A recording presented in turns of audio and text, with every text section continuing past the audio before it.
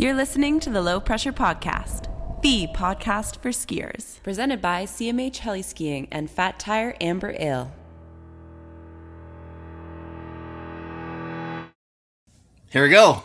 Hedvig, how are you? I'm good. How are you? I'm very well. Today is actually the first day that I'm allowed to leave my house in 2 weeks. What? I got quarantined. I got contact traced. Yeah, I didn't catch it, but I was near somebody that did, and I had to stay at home for the last 2 weeks. No So way. as soon as this is over, I'm going skiing. But you are home now, right? Yeah, I've been home. Yeah. Still. Okay. So I can go out, but I'm still here. Well, I'm allowed to go outside. Okay. I've got my dog, which is nice. That's pretty much the first question I asked was like, hey, can I like walk my dog? And they're like, yeah, that's fine. Just don't go anywhere. Like, don't go into anything. And I was like, oh, thank God. It's been a time, but I got a lot of work done. I got to watch a lot of skiing, especially your big fat win the other day. So congratulations on that. Thank you. Thanks. Yeah, I can tell you the most stoked. Like, what a way to start a year. You started the year off last year the same way, with a massive backflip and a win. Yeah, I did. No, I'm super happy. It was. It's been like I've been missing the tour, been missing to compete and to be back with everyone. So it's finally time. And because last year you didn't get a chance to like see it through, right? You were close. You had that one last big event, the Verbi Extreme, and then everybody just got left hanging. And what did that do for your mental state for coming into this season? I feel like it was so much other shit. Like it just, I don't know, how could I explain that? Like of course it was sad not to be able to finish the tour, but I was just happy that we were all safe, and I was excited about the whole tour. That's a very diplomatic answer. No, I applaud you on that. But I would have been like, God damn it! Like, come on, man! Like, I would have been going crazy. I'm sure, but like, what can you do? Like, I couldn't really, could I go and cry about it, and then people are dying? It's like we are doing this for fun, and it was an amazing year. And then I felt, of course, I was angry, and I wanted that win so badly, and especially after my stupid crash in Fiberbrunn, I was just like, okay, now I'm gonna take it now in Verbia, and then, okay, no. And now you've been waiting almost a year, Yeah. like 11 months with it. Has it been your primary focus? I know you've had a lot of other things going on, but has that been that one thing in the back of your mind that's like, this year I'm coming in hot? Well, yes, I've been thinking about it a lot. I've been, it's like, even though like it's been a long preseason, I'd say, a long summer and a preseason, and I've been having it in the back of my head like the whole year. But I also just wanted to focus on now, and I've been doing a lot of sports. I've been climbing a lot, and then, but still, like, I know you've been talking to Katie, and like, I've been doing my meditation and my yoga, and I still say to myself every day, like, I want to win the tour, I want to be the world champ, and I still do that, and I've done that the whole year. And I think it's kind of, when it's difficult, or when we're out on the mountain and I'm like, oh, should I try it, or should I like take a calmer day or whatever, I feel like I then more often push it, because it's kind of like, it's just there in the back of my head that I want that title, or I want to push myself. And do you think, are you the type of person that when you get that mindset and you're like, I want this, and want this, even though maybe that, like you just mentioned, there's something in the back of your mind that's like, maybe I should take it easy a little bit, maybe something in your body's telling you, or there's that instinct that's telling you to maybe mellow out a little bit, but then there's the brain that's like, send it. Are you like silencing the instinct right now and just sending in the brain, relying on your training and your knowledge of your skills? Yeah, I think for sure. So actually before this event, the day before the comp, the 2 days before the comp, I was super nervous. I was like, okay, doing that backflip is like, it's next step for me. It's a huge one. It's not an easy landing. It's like, it's margin, it's a high risk. But when I was thinking about it, I was like, if I don't do it, like I would not be happy with my run. You know, if I see something that I think I could do, but then if I would have backed out, if I didn't do it, I would not be happy, you know? And I think it's just like, I am here to push myself. I am here to become a better skier. And the result of that will be winning the tour. And kind of that is my main motivation, is to push myself and to become a better skier and be proud of my runs. And I thought like, okay, I might crash. Like it's a risk that I'm crashing, and I could play safe and be maybe top 4, whatever. But that's not why I'm here. I'm really here to push myself, because that's fun. Yeah. Thank you for that, by the way. Watching that You're comp, welcome. so it was like what, almost 1 a.m. when the comp was on the other day. So I actually had a nap. I slept from like 10 to 12 so I could stand up and watch it. Yeah. And that backflip was huge, massive. I think, and it's, how many people hit that backflip, that clip? 3, 4? I think it was, yeah. You opened it up. I think, and then it was 3 ski men and then maybe 2 snowboarders. Yeah, Waddock hit it. Chris didn't land it, unfortunately. Yeah. And then who David else? and one more. Were you guys talking about it? Because that venue on Andorra hadn't been skied before, had it? I don't think. It had for the juniors and the qualifiers a few years ago. So I actually discussed this cliff with David Deliv, who is a former mogul skier as well. So we have kind of similar background, and we know what kind of takeoffs we want, and we know that we talk the same language. And then we looked at it and sorry, I got a phone call in my computer. So we looked at it together, and we both thought it was super good. And then what was I going to say? Yeah, and then when I was going for it, and the snowboarder after told me, they were like, I was going to straight air that, but when you showed that you did a backflip, we saw that it was possible, and like that's awesome. Thank you for that. So that was like, honestly, I was like, that's cool. I'm so proud of that, and that really makes me happy. You're gonna start calling it the Hedvig Cliff. Are you guys on the same? Because you just announced this morning you guys are doing another event tomorrow or day after tomorrow. Yeah, tomorrow. Is it the same face? Yeah, I heard with like a different starting gate. Yeah, same. Like we have one same start gate and one new, so it's same. So knowing that, like I talked to Nico last week, and one of the things I talked to him about was how excited I am about the 2-run format. And then also, being able to run 2 comps on the same venue, and then being able to do 2 runs in the same. How do you feel about that? That fires me up, because I know as a skier or as a competitor, if you do something that's like you were talking, maybe just a little off, you got to sit with that until the next comp, right? But then you get to go right back up and hit your run again and be like, maybe a little redemption time. Are you going to go and maybe think about doing the same run or like mixing it up? Like, how does that come into your mind? Yeah, no, I think it's cool that we're doing 2 comps. I think a lot of people feel that way, that they want redemption. Like, I want to do my land just even better, or fuck, I crashed on that last cliff. I want to do it perfectly now. I felt like Elizabeth. I feel bad for her. Her ski blew off on a traverse line. Yeah. Oh.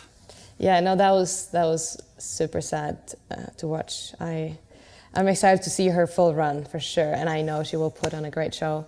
But for me, like coming into a second comp, I'm excited. Like I want to do something else. I want to try something different and see if I can find another line that excites me. And it's been snowing quite a lot, so we will see tomorrow how it looks, and maybe I can find a cool line. But I'm not going to do the same. Rodeo 7. Yeah, maybe something like that. Yeah.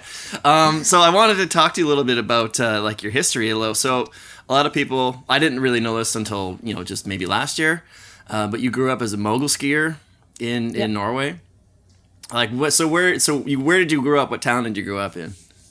I grew up in Oslo, in the town. So not really a town, big city. Yeah, city, the biggest city yes. in Norway. Yeah, maybe that's biggest, but it's so I grew up in Oslo. I grew up in a pretty active family, two brothers, pretty much all of us with a ADHD, super active, and doing a lot of sports. Like after kindergarten, my mom drove me to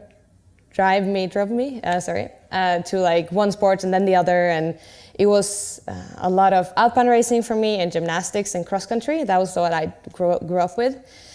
And then when I was 11 years old, I started mogul skiing, and I started to attend the Kartra team, where we were like 20 girls traveling around Norway and then after around Europe.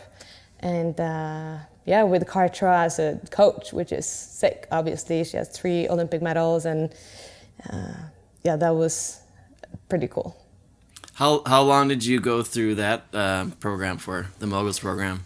Yeah, so I was so from the Kartra team, I did a few years there, and then I quickly was on the Europa Cup team and did that for a few years, and then I skied I skied the World Cup for 7 years. So So quite a while. Yeah, so I was 18 in my first Olympics in Sochi. Actually, the youngest one in Norway, or from Norway, in that Olympics. And then after Pyeongchang, I changed, or like I got a wild card to Verbia, and then I just switched sports. So how did that work out? So that's why I wanted to ask you, is like, how did the transition occur from moguls? Yeah. Olympic fist stuff to Freeride World Tour stuff. Yeah. So my coach, David Cantermo, my coach on the mogul team, this was maybe 2013, 2014. He was like, if you want to become a better skier, you should ski more. Like the only skiing I did was like from the zipper lift lines to the moguls. No, like lift, moguls, lift. Like we didn't do anything else. Like Really? I didn't own a pair of powder skis. We didn't have time. So he was like, okay, well, at least you can try to use the slopes like in between the moguls, or in between the course. So I started with that, and then he actually told me to ask for a wildcard for the Røldal 4-star in 2014, the Freeride qualifiers. Just because of your skills as a mogul skier, and he's like, or had you been skiing those little side runs, and then he's like, you're pretty good, let's go. It was not like you're pretty good, it's just like you should do that because it's going to be fun and it's going to push you to become a better skier. So did you have like any idea what you were doing? No. Like on the 4-star, you're like, was it No. I didn't even know like... what the Freeride World Tour was. Really? Yeah. Was it like a visual inspection, or was it an on-hill inspection? Visual. So you're like, I've never skied anything like that before, but all right. No, like not at all. I had skied, like before that event, I did 2 weeks of skiing in Åre, which is still not even like big mountain. Yeah. And I remember following, this is kind of funny. I remember I was following Evelina Nilsson, my friend who was on the tour before, and her friends, like just kind of like in the resort, but a bit off-piste. And I was skiing in behind everyone, and just like, I hope not, like no one sees me, because like I went around all the cliffs, just like, oh fuck, this is so scary, I'm just gonna go around. And then I came to Røldal and was just like, are we seeing that face, And okay, how does that work? So I remember I was just like, okay, I'm gonna ski the most obvious couloir, hit nothing, just come like ski down. Just get to the bottom. Yeah. Yeah. I actually ended up skiing really fast and crashed. But when I came down, I was like, fuck, this was actually pretty fun. I want to do it again. Yeah. And then your first big mountain run was in a comp. Yeah. And then you Absolutely. just kind of just signed up for more and picked up the pace from there. What year was that was going on? That was actually right straight after Sochi. So that was 2014. So like 2014, yeah. That same year? Yeah. Yeah. Yeah, and then the next year I signed up for Scandinavian Big Mountain Champs in Riksgrensen, which is pretty big in Norway and Sweden. So I did that, and then another Norwegian Invitational. So it was like doing the whole mogul tour, the World Cup, and then 2.5 weeks of freeriding in May. And then I did that for 3 years, and then I got the wildcard to Verbia. You did both for 3 years, and then Yeah, was both, just like both meaning 2 weeks of freeriding. Oh, so basically, your wild card to Verbier was like after 6 weeks total of free riding. But you have the ability, you have the skills, right? So most of the people that I've had on my show that are like experienced free riders and are at the top of their game, whether they're in Freeride World Tour or they're just filmers and just the best skiers that you know, a lot of them have some sort of race background or some sort of training. Background in training, right? Like and that's what I was going to ask about your backflip prowess is because you threw that back. I'm going to talk to you about it just because I'm a fan and I was like I'm stoked on it. That big back you threw in Japan last year was the first time I was like, whoa, that was amazing. And then I think someone else tried to hit it not after you, and they just came Evelina. up. I think Evelina, she over-rotated a little bit. Yep. But watching you in the air and then watching your backflip the other day, that one last year, I'm like, oh, she knows what she's doing. Like, she's done that before. And I was like, I haven't seen her on the tour before.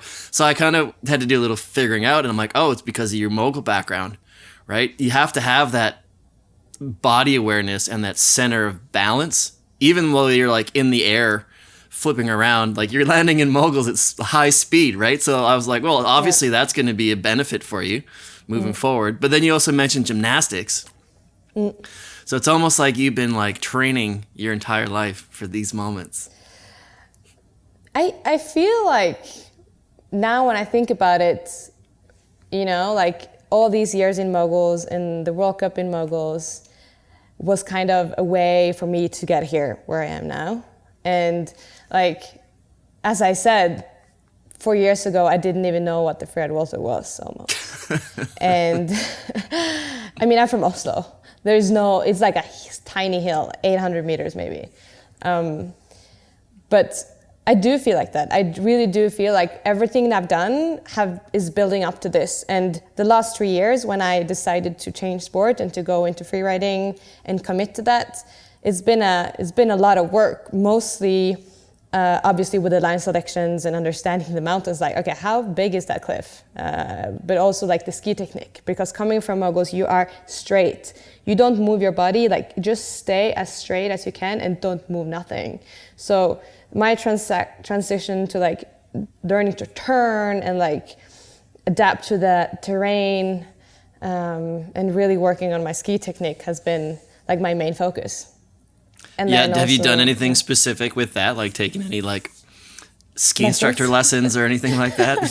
You know what I mean? No. Or got like a coach? No? I mean, no lessons like that, but I have a lot of friends who are alpine racers. So I've been asking them, like the first thing I did was like, okay, help me to do good turns. Like, cause I was like, turning like this. And then I got some good tips. And then every year I started 2-3 weeks in October, like just skiing in the piste and working on my ski technique. And I can feel a big difference. And I feel that every year that like my balance, but also I think like how I look is becoming better. And yeah, so that is that cool. something that you pay a lot of attention to? Do you watch a lot of like film? Yeah. Like I know a lot, you watch a lot of your runs and analyze. Oh yeah, I watched a lot of, yes, I watched a lot of my runs because I really, because in moguls I'm used to, they judge your technique. How pretty are you skiing? Like, does your arm go like this? Or like, how do you move your body? So I'm used to be judged by the technique. And for me, it's so important to look good while I ski, but also be in control. So I really want to ski, like, I want it to look good. I wanted to look in control and balanced, and I think that looking at alpine racers and understanding how they do it is a big benefit. And from my background with moguls, with the jump training, I don't know, I'm maybe done 10,000 backflips. Like the air control, I have that. Yeah, so, right? Like you've got it down. And like, that's why I brought that up, is that until really this last year, you didn't really see a lot of the female competitors throwing backflips. And now in the comps, you see everybody trying it, and on all everybody's like Instagram accounts, they're at the trampoline gym or they're throwing backflips on the booters that they've built. So, you know, you kind of flick the switch for that next level of progression within the Freeride World Tour, which is pretty neat. Have you thought about that? Thank you. I don't know if you think about it like, look what I did, but I'm telling you, that's kind of what you did. That means a lot. Thank you so much. And it's exciting to see, and it's a little bit of a bummer this year based on just how everything's played out with the pandemic. You know, people like, unfortunately, Jess couldn't come over from New Zealand, and Jackie hurt her knee, and you know, unfortunately, there's not as big of a it could have been like a group of competitors this year. It's still going to be good, but like just thinking about the kicking horse comp last year, that was so much fun. Yeah. That was such a good comp to watch. What guys? We didn't even need to watch the guys' event. The ladies' event was all time. So it's a lot of fun to kind of see. So let's get away from the Freeride World Tour a little bit, because you mentioned an ADHD family, and one of the things that you know, just doing a little research and knowing who you are, is like the amount of output and the things that you do are, to me, are mind-boggling from someone that has a lot to do, but being able to see what you're actually able to accomplish. So Hedvig's Way, people should know about. If they don't know about it, you have a like a YouTube channel with I guess, do you have a specific schedule for them? No, not really. In the winter I try once a month. Mm-hmm. But and explain it for me. They're like, you know, Hedvig blogs, basically. Yeah. So actually, it's kind of in the name. Like when I started freeriding, and I actually started even before my first event in Verbier, I was like, okay, I'm gonna make film serious about my journey, but cool. I haven't even tried competing, but I'm gonna win this thing. Like that was my attitude. So I wanted to make a series where, like, it's my way to become the world champion, but it's also like my way of, you know, getting there and the progression. And I wanted to show what I need to learn, or what someone who wants to become a good freerider needs to learn to become good. And I wanted to show that journey so I could kind of understand what I needed to learn, and also so other can maybe learn from that. And like in the first episodes, I am kind of ski touring for the first time. I've never done that before. Avalanche gear, how does that work? Jumping cliffs, okay, cool. I went to Verbier, I called some girls that I knew was there. Hey, can you show me around? Like that was how everything was for me. And I just filmed it and made it into a film series. And now it's really about, you know, my journey and what I need to do to become the best skier in the world, and with all the aspects of it. Yeah. That's kind of neat. And it goes in, you go a lot into like your regular life too. You buy yourself a new condo, I see, or a new house. Yes. Do you have, so I was looking around it, and and then one thing I noticed watching that episode is you're very specific with like your interior design. Like you looking at your house, it looks like you're an interior decorator. Do you know what I mean? Like you look at my place, I think I could work with that. You think that could be one of your jobs? Why is it just that attention? And then basically, so everything that we've talked about, there's this attention to detail. You know, you say that you're ADHD, but I don't know if that's true. You may just be. People just throw that term around, right? Yeah. But maybe you just have that, you know, the energy and the focus. Because I think it's kind of the opposite. Because you did that little tour of your place, and I'm like, what? Like everything is perfect in its place, and you're like, I like this and I don't like this, and this is exactly how it's supposed to be. Yeah. And I see that same sort of detail with what you were explaining with your ski, the way you approach skiing and that sort of thing as well. Yeah. So you got your place. You're going to school now as well, right? Yeah. I have another few months of my bachelor, and then I'm done. Yeah. Oh, are you going to be done by the summer? Yeah, around the summer, and then I have my bachelor degree in business. And then you'll probably start doing your masters. No, I'm not going to do a master's actually. I'm going to ski and focus on, So then, like I everything. said, the hyper focus and just the way you're able to achieve things is, so you're competing. You were Moguls World Cup Olympian. You're like, I'm going to start free riding now. You probably started going to school at the same time as you started the free World ride Tour. kind of journey. So Yeah. you started two things at the exact same time. You just bought a condo and you're doing that. You're also filming a web series at the exact same time. Like, where do you find time for all this stuff? Like, how do you manage your day? How do you manage your time? Do you have like a virtual assistant that we don't know about? No.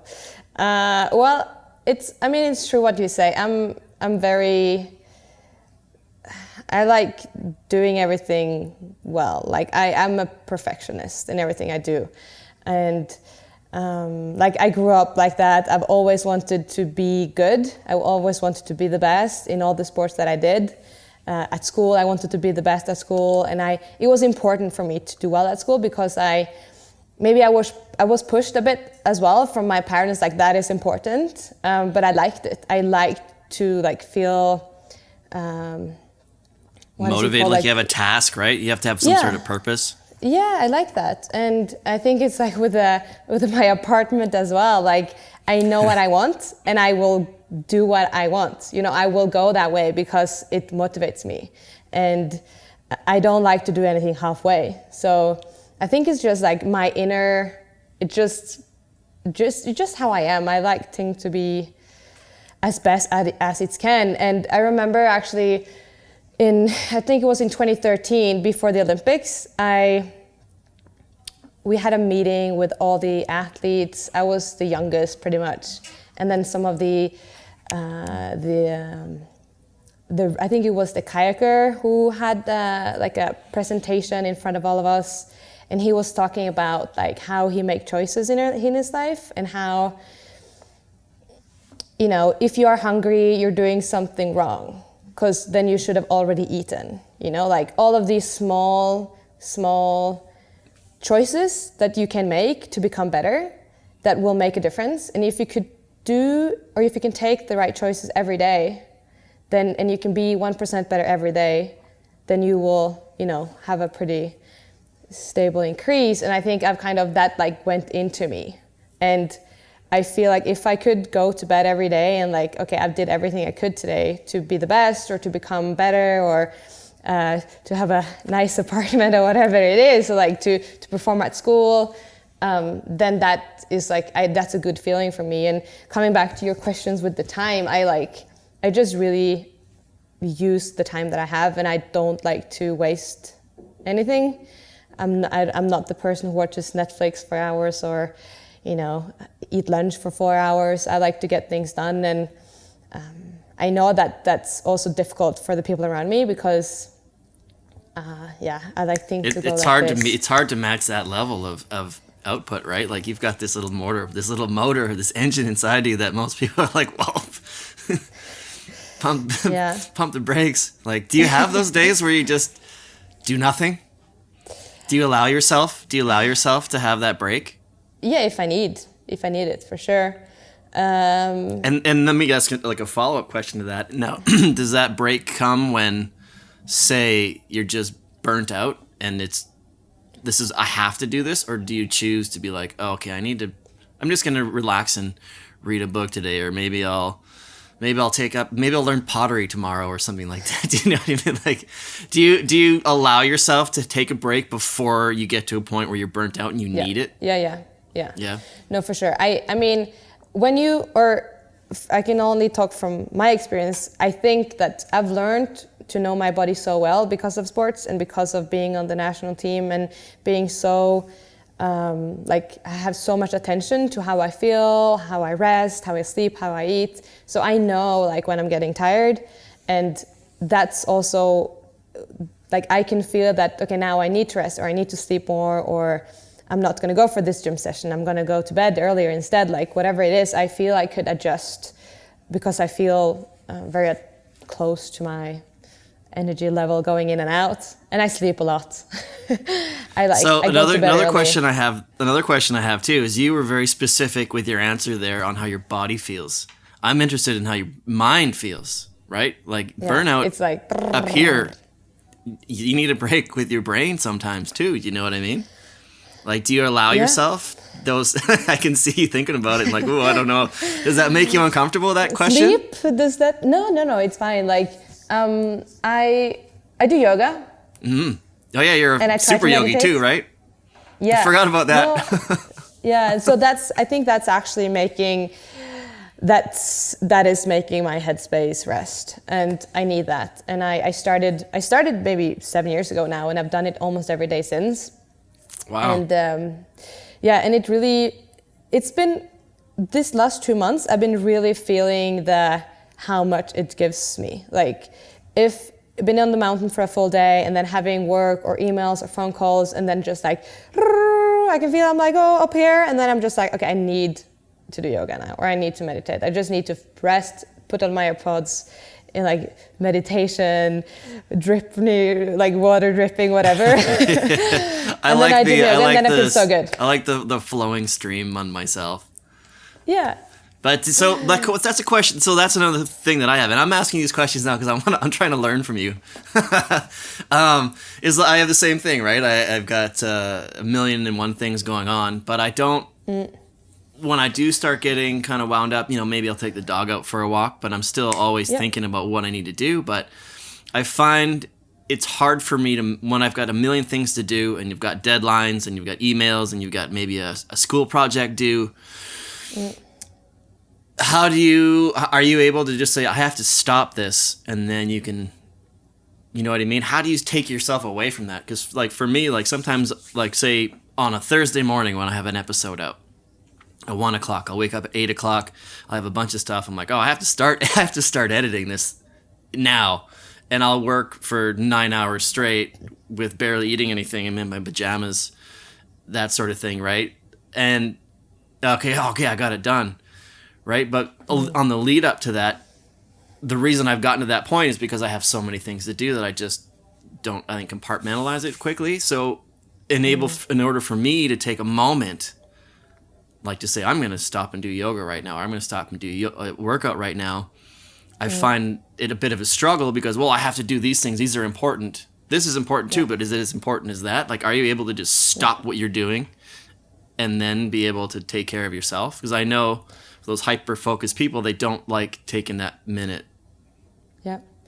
For me, I try to stop up and think, like, what is the most important? Like, what is the most important for me to reach my goal? And what is my main goal? Like, what is my dream? What is the thing, And then, yes, I have the tour, world champ, skiing, studying, all of these different things, and I know my answer, and if what I'm doing is not getting me to that direction, then I stop or change.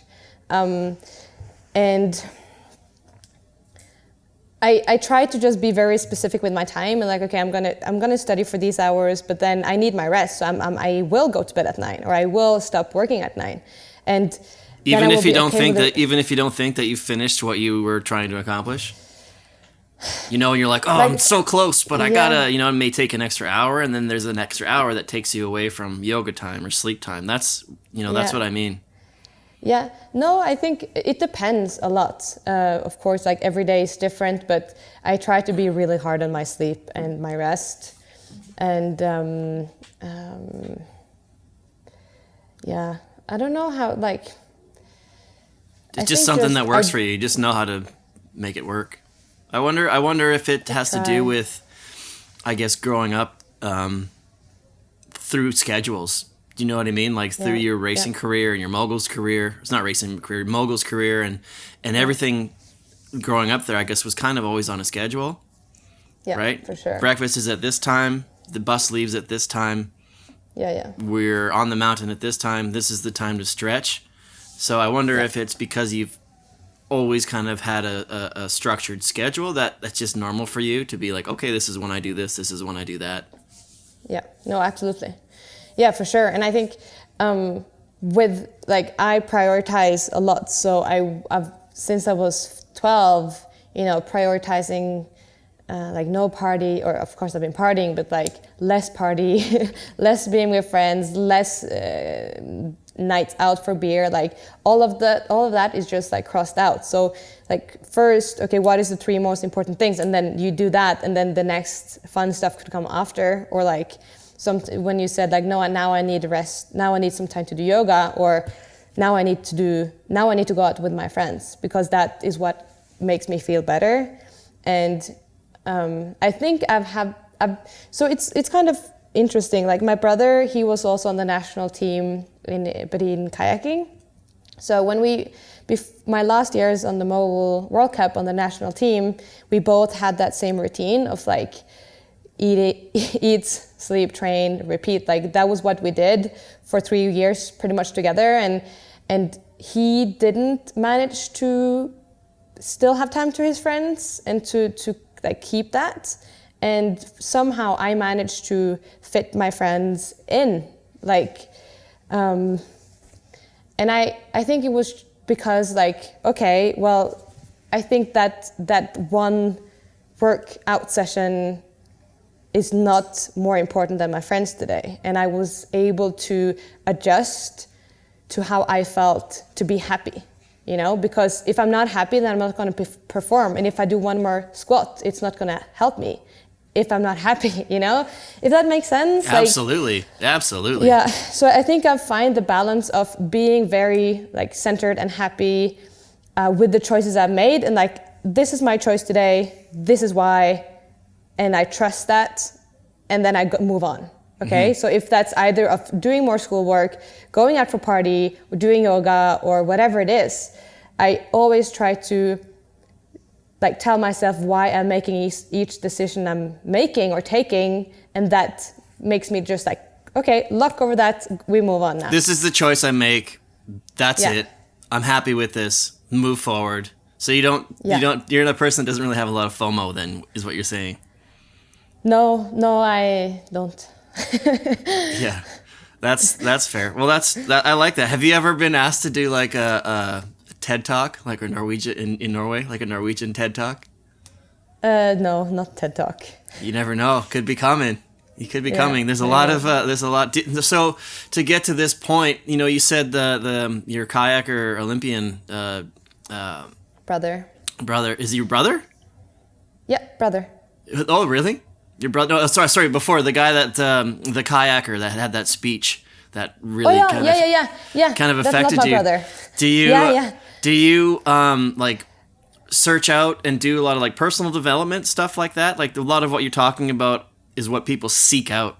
When it comes to how to organize your life and how to set that mindset and that sort of thing. And you just mentioned like that speech really kind of resonated with you. Do you kind of reach out and seek out like personal development books or courses or any sort of those kind of teachings? I actually after the Olympics in 2014, I started working with a mental coach, and his book is named Be the Best. And he's a former military, whatever. And he explains, like, his book, like, got to me as well, like, directly, because it was all, as I said before, like, it's all about the choices you make every day. Like, every fucking day, all the choices you make will affect you. And again, like, if you could be a bit better every day, then you will reach your goal. And I remember he wrote in his book, like, if you could have reminders to your goals. So I put on, like, on my bathroom, like the winning the Olympics 2018, February 12th, Pyeongchang. And I had a smiley and I had the Olympic rings like reminding me of my goal. So when I saw that every morning, I think it was just in the back of my head the whole day and kind of helping me taking those right choices. And it's the secret. It's the secret, right? You got to manifest what you want, right? If you think about it every day, you're just naturally going to start working towards that.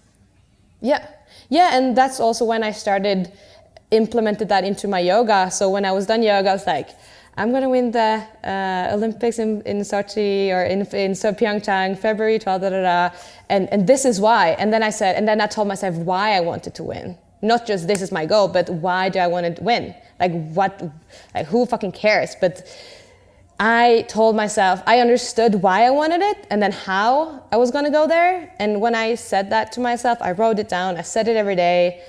And then it made sense. And then all the choices that I made was worth it, and put me to that direction. And then that's awesome. And then a little follow-up question. So say you get to a point where you don't win that Olympics, you don't reach that goal that you wanted to. Yeah, I didn't. Right? But afterwards, how do you feel then? You probably, and I would assume you're like, well, I've done all of these things positive moving up towards this, where it's not necessarily, even though I've talked about this goal every day, and correct me if I'm wrong, even though I didn't get my goal, look at all the things that I accomplished to get to here, and I'm a better person because of that goal. Even though I came short of it, I still achieved so much. Or were you like, for sure. God damn it? No, it was, so first of all, before the Olympics in Pyeongchang, I was already kind of deciding my direction. Freeride, moguls, 4 more years with moguls, another Olympics, because that was when we were still thinking that it might be in Norway, you know? So maybe a new Olympics, maybe in my hometown, another gold medal, or a gold medal, or Freeride World Tour, freeride, filming. I could study, I could move to another country, I could learn another language. Like, I was just like waiting, like what do I want? What is better? What will give me happiness? And I was already kind of like going towards freeride. But then after, like the perfect situation would obviously be, I win the Olympics, I go do freeride. But I didn't. I fucking had my worst crash ever. I skied in the Olympics with a broken shoulder, and that's how I left it. So after Olympics, I was like, I didn't reach my goal. I could still go on 4 more years, but is that what I want? You know, and as I said, I really went through pros and cons with both, and my heart was with freeride, and that's what I wanted to do, because I had done moguls for 7 years in the World Cup. I've done, you know, that up and down, that repeat. It's like you're in a wheel almost, and you do the same thing over and over. And I just saw a potential, as I said, like I could move to Switzerland, I can go study, I could do something else. And coming to kind of your intro was like, and I think I have a spot in this sport. I think I can bring something to this sport. I think with my background and my courage, if I can say that, I think I could be a part of this sport and push it. Because I've always, like when I see someone doing it, I'm like, I can do the same. And I grew up with brothers. Like I've always watched the guys, and I've always thought like, if the guys can do it, I can do it. And I saw a space in the freeride scene, and especially with the girls, that I think we could push it to another level. And I want to be in that change, and I'm gonna take my tricks into that, and I want to become the first girl who do a backflip in a comp and in the Freeride World Tour. And I did, so kind of that was my direction in a way. That's exciting. So we can't get through this whole episode without talking about Coach, the movie Coach. So I was waiting for that. Yeah, right. You're like, oh, when's he gonna bring it up? Yeah. It was great to watch, and I haven't heard I really haven't heard any of your reaction about the movie. You know, I've talked to Katie a little bit, and I've heard a little bit from Lorraine, and just watching the movie, it was fascinating to see. It was really, really neat because it kind of gave a little bit of insight about who you guys were as a person. As she said, it was like, what did she say? It was more of like a reality TV than anything. Do you know what I mean? Yeah. So how was your overall kind of opinion on it? Just maybe not the outcome of it, but the experience, right? So you were like, I'm going to get a coach. And, you know, Lorraine obviously was an obvious choice. She'd, you know, been on the tour. She knows what she was doing. And then it just doesn't go exactly how you want it to. So just maybe start with a little overview, and then we can dive deeper if you want. Yeah. So that's kind of moving away from coach, but more of what happened. Yeah. As you said, like, I came from moguls. I've had a coach my whole life. Like, that's what I'm used to. So is that why you reached out originally? So you're like, that's my comfort zone, is I have someone to lean on and go back and forth with? Yeah, I thought that I think my thought was like, I think I could become better quicker with a coach. And I think Lorraine can help me. And we talked already the year before in Verbier, and then we met, and she was also excited about this. She was gonna work on the Freeride World Tour as a commentator. It was a perfect match. Like, of course we're gonna do this. Let's ski together. We met up in December and in January and ski together, and it was super fun. And then when we came to Japan, and we understood that, okay, we've actually just been skiing together like 5 days. We don't know each other that well, but we'll figure it out on the way. And then she was very busy.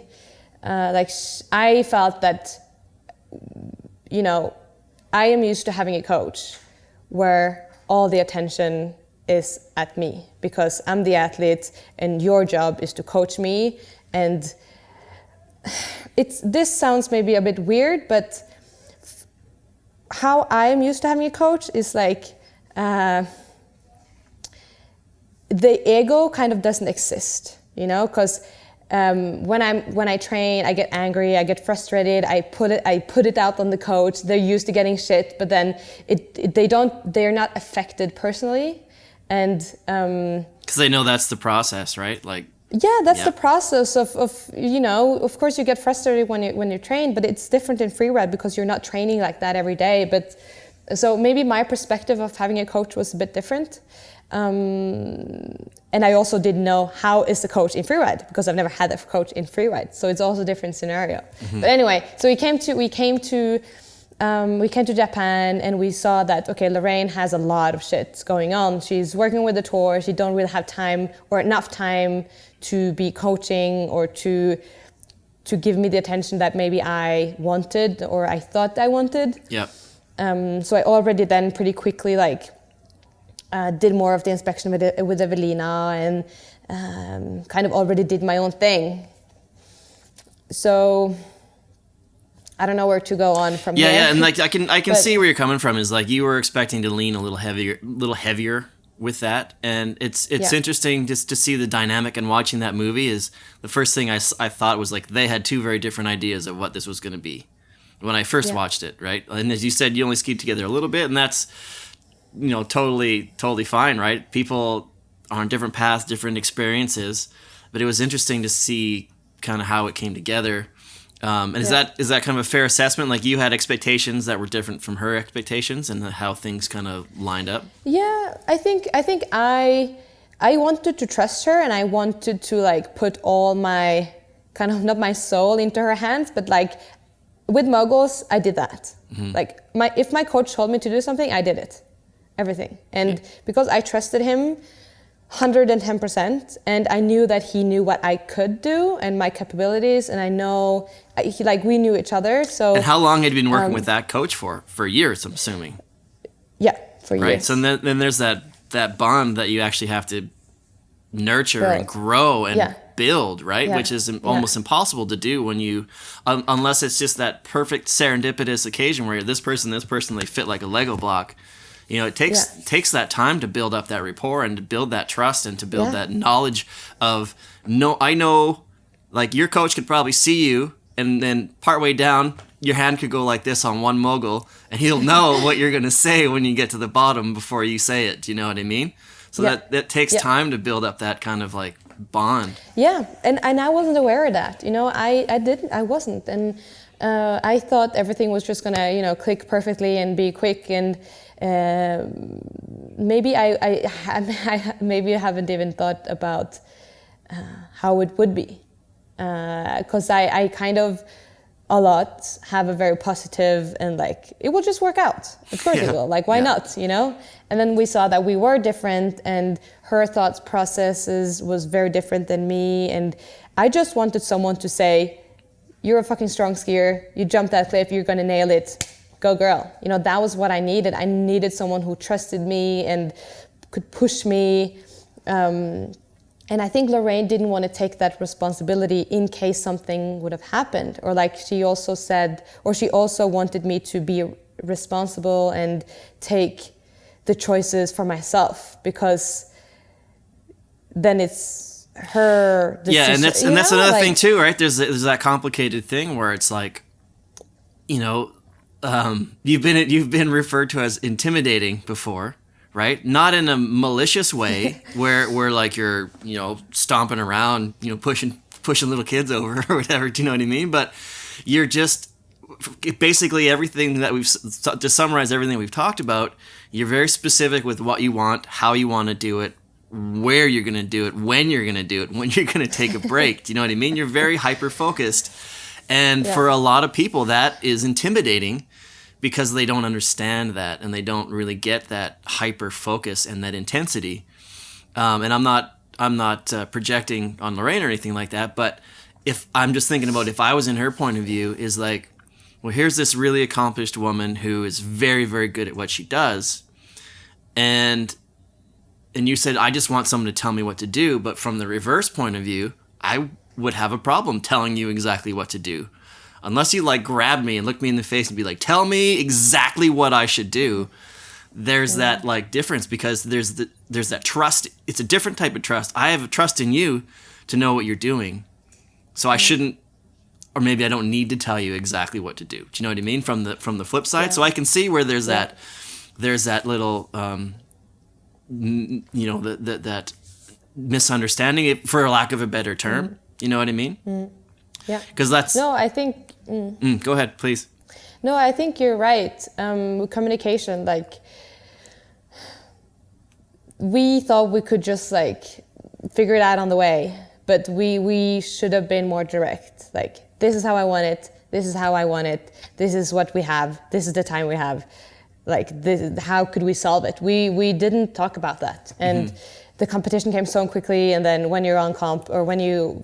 out traveling already, it's like then you don't have time. You gotta take care of that and stuff. And you don't want to be frustrated and use time on these things. You just want things to be rolling naturally, and you don't stress, like extra stress is just no.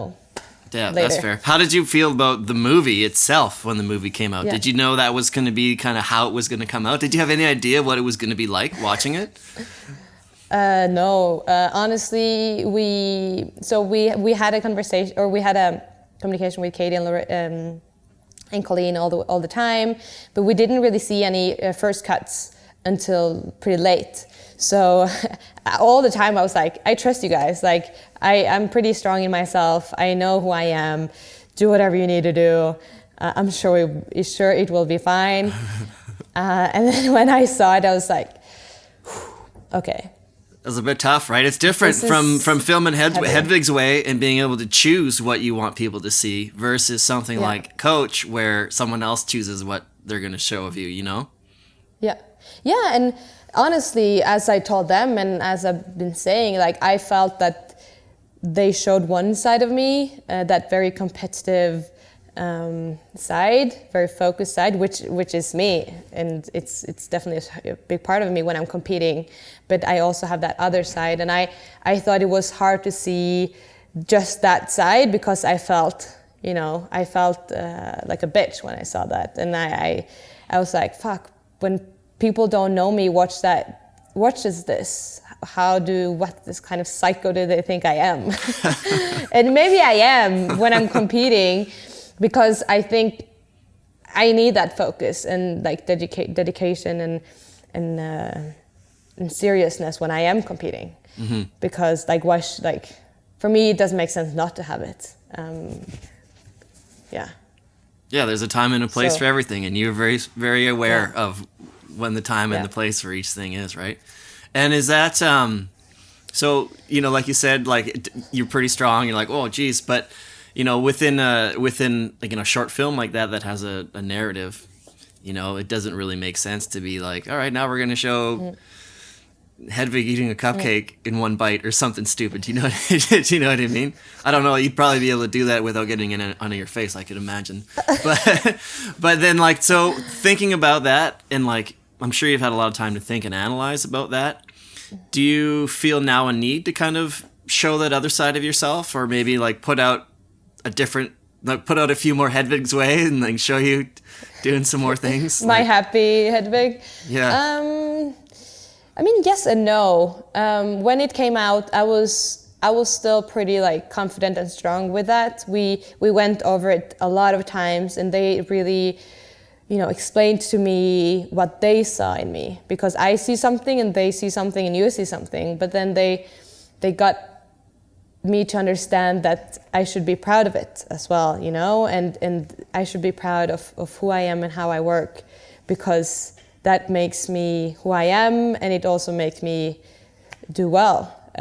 Because, so I kind of trusted that, and but I think I published the Hedvig's Way like 2 weeks after with the apartment tour, like being goofy and happy. Yeah. And you know what? No, like, for sure. I want people to see the other side, because I know I could be super serious, and I know people on the tour are probably still afraid of me, but I hope I have another side. That's not too bad though, when they're your competition, right? You want to have that little bit of edge. You want people to be like, oh, there's Hedvig. You know what I mean? Like, you got to be nice and stuff, but you want people to be a little bit on edge around you, because it gives you that like competitive, you know, the competitive edge. You got to have a little bit of that when you're like, you know, battling against other people, right? But then at the end of the day, you can, you know, have a beer and chill out. Yeah, and it's fascinating to be able to have that light shone on you, to reassess and like look inward. Be like, okay, do I like this about me? Do I not like this about me? Is this how people think, you know?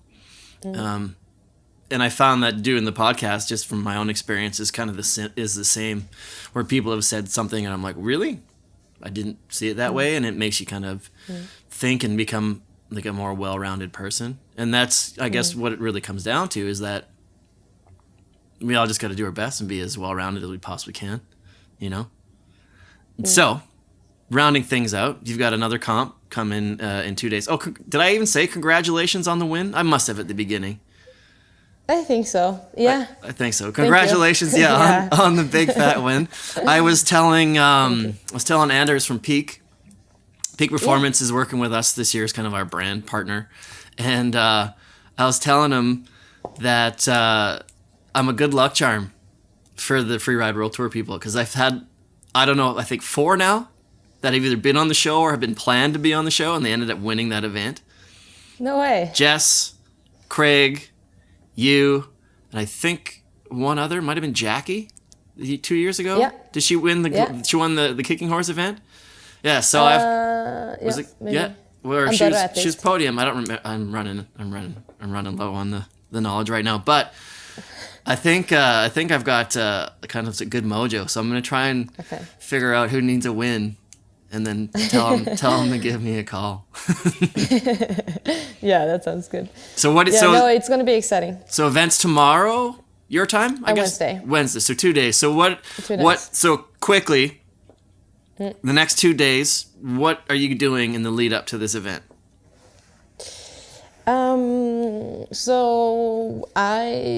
2 days until comp. We're riding the same phase, which is fine. Like, normally, of course, it would be more exciting to do another phase for the viewers and for us, the riders as well.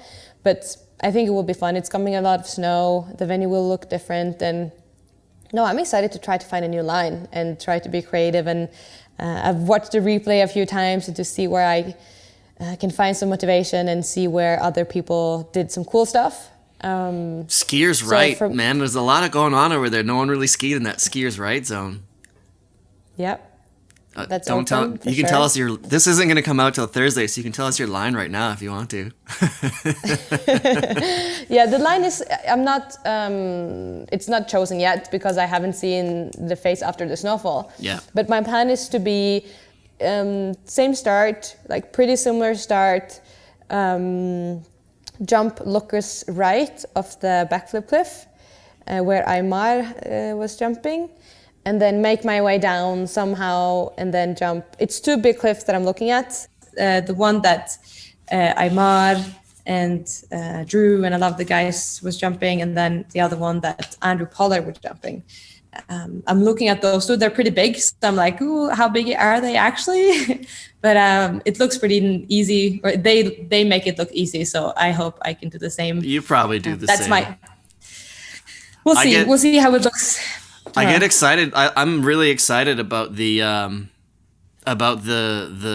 doing the same line. You said you may not be as exciting for us. I think it's more exciting because when an athlete like yourself, well, because you get to go and ski that run, it's the first time, right? Sometimes people send it, which is why you're on the Freeride World Tour, because you have the ability to just be like, oh, I'm pretty sure I can go there and launch, right? But now you've had a chance to ski it once. And people know this, and that little bit of knowledge is going to push it to the next level because they're like, okay, so I tried this and it didn't work, or I saw this as I skied by it and saw them. Like, I think it's going to be really impressive. People are either going to go huge, but we'll see. I heard it. We got this one. We'll wind it up. 2 last quick questions: did the sand affect the snow much? No, not for us. No, it just looked kind of weird. Yeah, it just looked weird. I mean, the snow was not good anywhere on the face, and I don't know if it was the sand or not.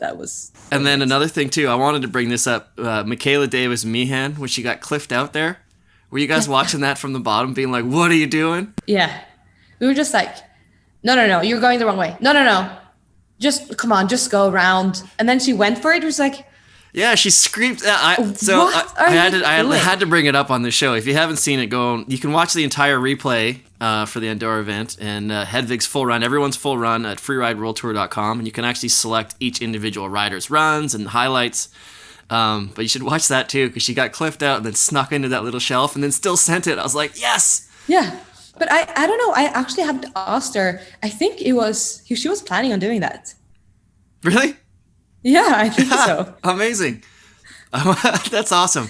And like, I know, like, being at a few events, like being down in the finish corral and watching certain moments that don't necessarily win the event or don't necessarily score high, but they're like big points with all the riders where people are like, whoa, that was crazy. Was that, I'm sure that was one of them for the crew.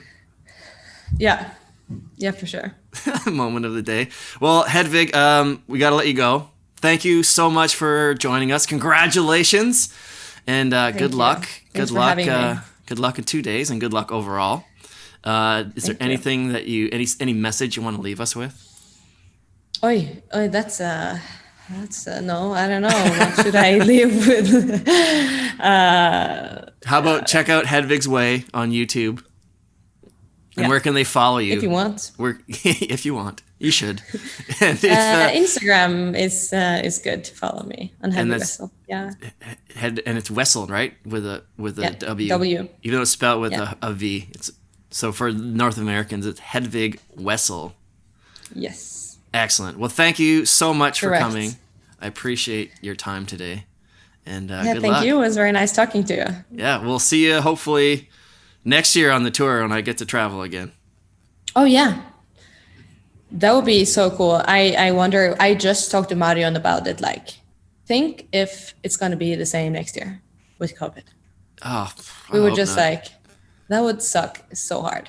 Well, she managed to get over here for natural selection and then ended up coming back too, so you can always figure it out. I don't know, I'm going to make it work. I need to go somewhere. It's been a year. Yeah, no, awesome. Absolutely. Well, thanks so much. I really appreciate your time. Thank you. You've been listening to the Low Pressure Podcast, the podcast for skiers. This has been a Redmark Media production.